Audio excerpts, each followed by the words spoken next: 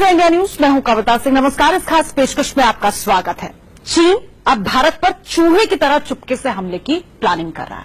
जी हां, खबरें ये मिल रही हैं कि चीन 2 हफ्ते के भीतर डोकलाम में सैनिक हमला कर सकता है। डोकलाम में करीब 1.5 महीने से भारत और चीन की सेना आमने सामने डटी हुई है। चीन की सरकार और सेना ने भारत को डराने धमकाने के लिए कई चालें अब तक चली, और जब उसके सारे दांव बेकार हो गए, फेल हो गए, तो अब उससे भारत के खिलाफ लिमिटेड मिलिट्री ऑपरेशन की धमकी दे दी है। क्या है चीन की यही चालबाजी और भारत के पास उसका क्या जवाब है, ये सब कुछ आपको बताएंगे, लेकिन सबसे पहले हाजिर है ये रिपोर्ट।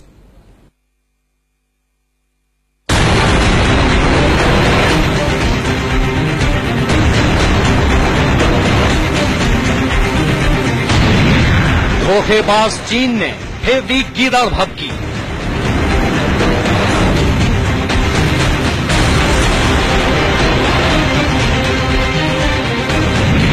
दो हफ्ते में कर सकता है सैनिक हमला।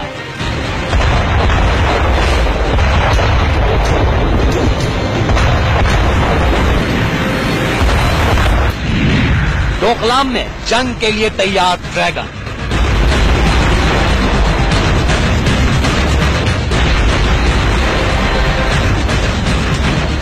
ये चीन की सेना है, पीपुल्स लिबरेशन आर्मी। देखिए कैसे दिन रात युद्ध की तैयारी में जुटे हैं चीनी सैनिक।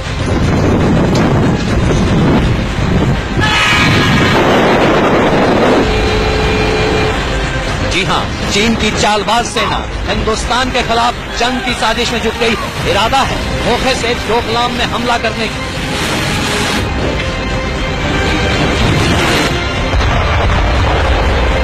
चालबाज चीन एक बार फिर से हिंदुस्तान पर धोखे से वार करना चाहता है।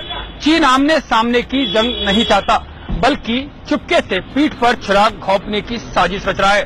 सूत्रों की माने तो चीन भारत के खिलाफ एक छोटे सैन्य ऑपरेशन की तैयारी कर रहा है। बताया जा रहा है कि अगले 2 हफ्तों में कभी भी ये कार्रवाई हो सकती है। यह सिर्फ एक आशंका नहीं, बल्कि चीन की तरफ से आने वाला सबसे बड़ा खतरा है। चीन के सरकारी अखबार ग्लोबल टाइम्स में छपी ये चेतावनी पर ही है। सीमा पर दोनों देशों की सेनाओं के बीच लंबे वक्त तक ये तनातनी चीन नहीं चलने देगा। भारतीय टुकड़ी को खदेड़ने के लिए 2 हफ्तों के भीतर एक छोटे मिलिट्री ऑपरेशन को अंजाम दिया जा सकता है। मतलब साफ है, चीन भारत से खुली जंग लड़ने की बजाय सिर्फ डोकलाम के इलाके में सैनिक ताकत का इस्तेमाल करना चाहता है। इस दबे में कोई भी दम नहीं है। पिछले 2 महीने से चीन जो है हर प्रकार से हिंदुस्तान को दबाने की कोशिश कर रहा है। आर्म ट्विस्टिंग की, ब्लैकमेलिंग की, साइकोलॉजिकल वॉरफेयर की। अगर डोकलाम के इलाके में चीन ने किसी प्रकार भी हिंदुस्तान के खिलाफ कोई भी कार्रवाई की तो बहुत बुरी तरह से पिटेगा। मैंने खुद 8 साल इस एरिया में काम किया है। हमारी स्थिति बहुत ही मजबूत है, हमारे ट्रुप्स वेल ट्रेन्ड है, हमारी डिफेंस बड़ी स्ट्रांग है। हालांकि यहाँ एक बात साफ कर दें कि ग्लोबल टाइम्स में छपी ये रिपोर्ट चीन के रिसर्च फेलो हू जियोंग के हवाले से लिखी गई है, जो Shanghai academy of social sciences के इंस्टीट्यूट ऑफ इंटरनेशनल रिलेशंस में रिसर्चर है। इसलिए इसे सीधे सीधे चीन सरकार का बयान तो नहीं कहा जा सकता, पर यह भी जान लीजिए कि ग्लोबल टाइम्स चीन का सरकारी अखबार है, जिसमें कोई भी खबर ऐसी नहीं छपती जिसे चीन की मंजूरी ना हो, यानी खुलकर ना सके। पर डोकलाम पर चीन ने अपनी आक्रामक नीति का ऐलान तो कर ही दिया है।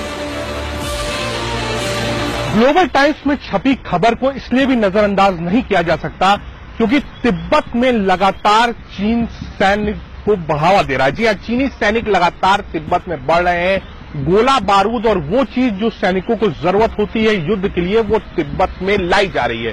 पिछले दिनों हमने देखा था कि सिक्किम के पास चीन ने किस तरीके से अपना स्टैंड क्लियर किया था। चीनी सेना पीछे हटने को तैयार नहीं थी। इसलिए ये कहना गलत नहीं होगा कि चीन किसी बड़ी तैयारी में।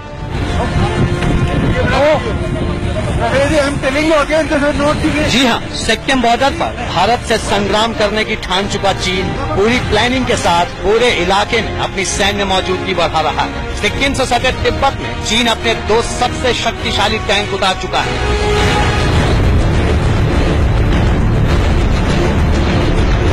पिछले महीने चीन ने तिब्बत में एक बड़ी मिलिट्री एक्सरसाइज की थी, जिसमें मिसाइलों और टैंकों का इस्तेमाल किया गया था।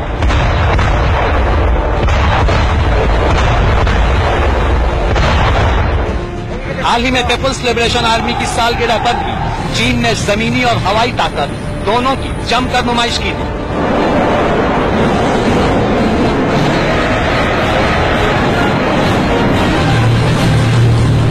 ग्लोबल टाइम्स में छपे लेख में भी इस बात का जिक्र करते हुए कहा गया है कि चीन की सेना को लिमिटेड वॉर यानी सीमित लड़ाई के लिए तैयार किया जा रहा है। तो फिर सवाल है कि अगर चीन ने डोकलाम में हमला किया तो भारत का जवाब क्या?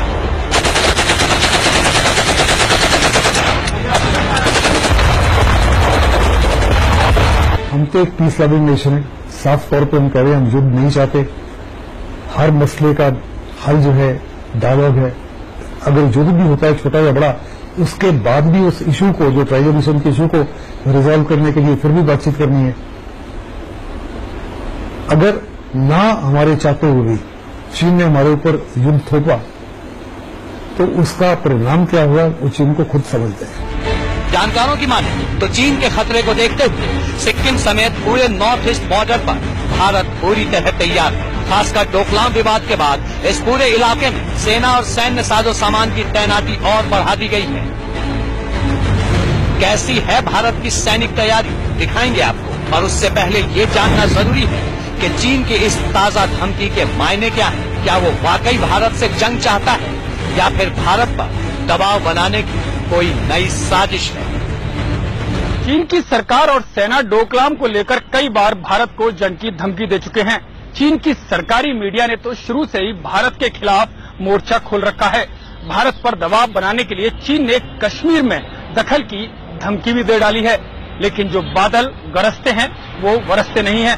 जंग लड़ने के लिए बार बार गिरगिट की तरह रंग नहीं बदला जाता। चीन की गिरगिट चाल से दुनिया वाकिफ है।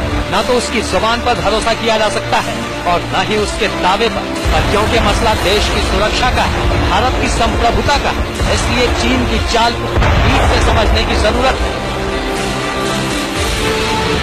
चीनी रिसर्चर ने ग्लोबल टाइम्स में लिखा है, भारत ने हाल के सालों में चीन को लेकर अपरिपक्व नीति अपनाई है। भारत इस इलाके में सिर्फ विवाद चाहता है जिसका हकीकत विवाद से कोई नाता नहीं है। इसके पीछे मंशा चीन के साथ सौदेबाजी करना है। चीन का फरेब देखिए कि एक तरफ तो वो हमले की धमकी दे रहा है और दूसरी ओर भारत को ही विवाद की वजह बता रहा है, जबकि हकीकत दुनिया जानती है कि डोकलाम पर भारत सरकार और सेना का रवैया अब तक कितना संयम भरा रहा है।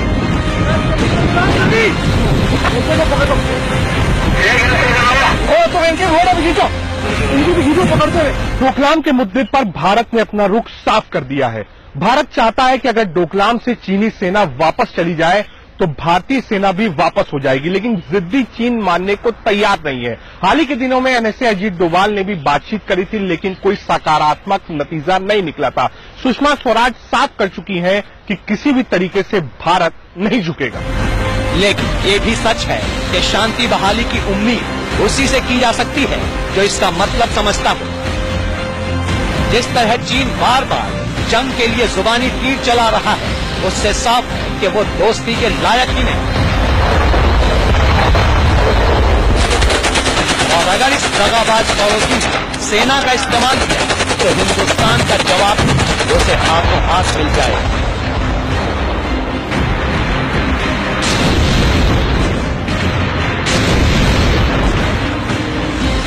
रजत राकेश टंडन और यतेंद्र शर्मा के साथ ब्यूरो रिपोर्ट, इंडिया न्यूज।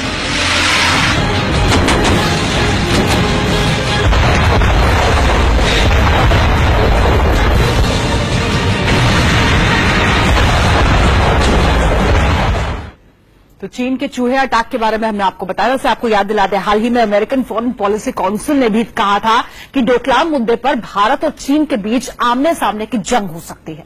अब सवाल ये उठता है कि अगर चीन ने लड़ाई छेड़ ही दी तो भारत उसका जवाब किस तरह से देगा। चीन बार बार 62 के युद्ध की याद दिलाता है, पर वो ये भूल चुका है कि सन 62 के बाद से अब तक उसने जब जब भारत को ललकारा है उसे मुंह की खानी पड़ गई है। बताते हैं आपको 50 साल पहले का इतिहास।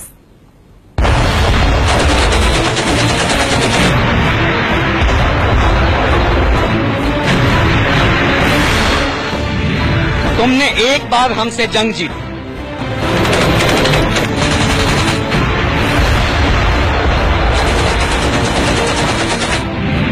हमने 3 बार तुम्हें पस्त किया।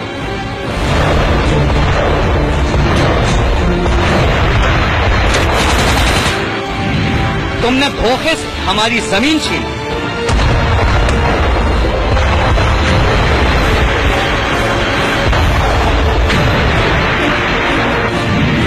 हमने बहादुरी से तुम्हें बेदम किया।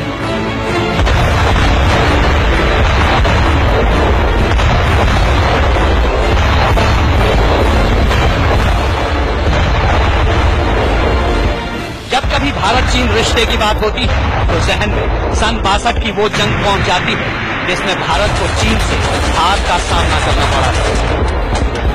लेकिन दुनिया जानती है कि चीन ने कैसे धोखे से भारत पर हमला किया, दोस्ती का दंभ भरकर सरहद पर दगाबाजी की। पर कहते हैं ना कि काठ की हांडी एक ही बार काम आती है, बार बार नहीं। सन 62 के बाद चीन ने जब जब भारत की सीमा में दखल देने की कोशिश की, उसे ईंट का जवाब पत्थर से मिला। हर बार चीन की सेना को जान बचाने के लिए पीछे हटना पड़ा।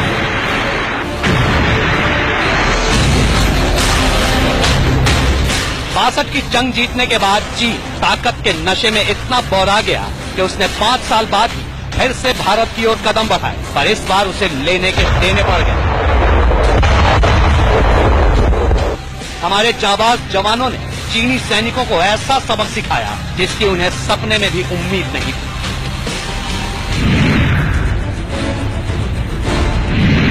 तारीख 11 सितंबर 1967, जगह नाथुला पास।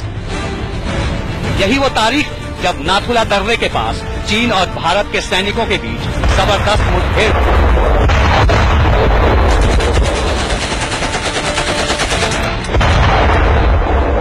दरअसल उन दिनों बॉर्डर पर गश्त के दौरान दोनों सेनाओं के बीच अक्सर धक्का मुक्की हुआ करती थी।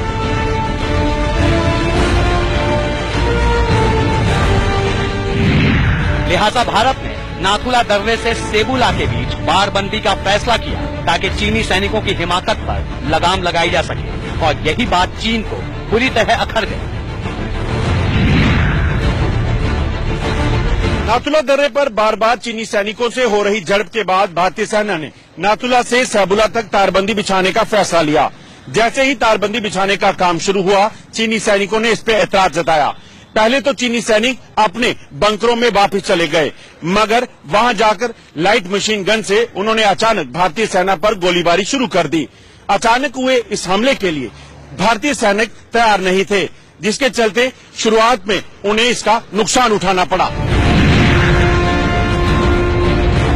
चीनी सैनिकों का हमला इतना अप्रत्याशित और अचानक से था कि कहते हैं कि करीब 10 मिनट की चीनी गोलाबारी में हमारे 70 से ज्यादा सैनिक शहीद हुए। अब भारत की बारी थी। सेबुला और कैमल्स बैक ने अपनी मजबूत स्थिति का फायदा उठाते हुए भारत ने जमकर आर्टिलरी पावर का इस्तेमाल किया, जिसमें कई चीनी बंकर ध्वस्त हो गए। भारतीय सेना की जवाबी कार्रवाई में चीन के 400 से भी ज्यादा सैनिक मारे गए। भारत की ओर से 3 दिनों तक दिन रात फायरिंग होती रही। चीन की मशीन गन यूनिट को पूरी तरह तबाह कर दिया गया। जाहिर चीन के लिए ये बड़ा आघात था। हालात बिगड़ते देख चीन ने अपने सैनिकों को पीछे तो बुला लिया, पर उसकी साजिश का दूसरा हिस्सा अभी भी बाकी था। अगले ही महीने ड्रैगन फिर फुटकारा।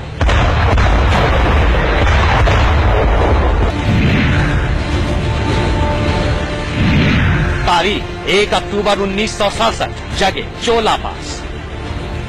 सेबुला में शिकस्त खाने के बाद चीन की पीपुल्स लिबरेशन आर्मी ने चावला इलाके में फिर से भारत की ताकत को ललकारा, पर वहां पहले से मौजूद गोरखा राइफल्स और जैक राइफल्स के जवानों ने चीन की इस दुस्साहस को नाकाम कर दिया।